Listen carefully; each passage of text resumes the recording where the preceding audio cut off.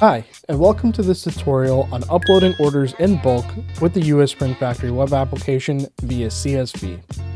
First, navigate to Orders. Next, press CSV Import on the top right corner.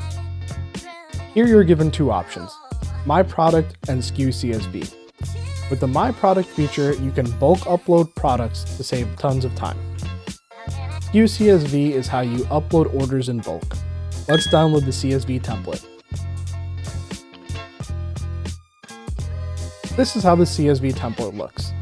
There are various required fields, such as order number, address and customer information, and details about the product itself.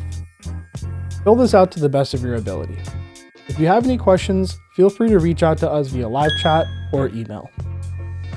Once you fill this out to the best of your ability, you can press Import CSV. Pick the file, press Open. If you have an error in uploading, the error field will explain what the problem is. So in this case, the order PO field is required in the PO line, line item 1. Let's fix that. Success.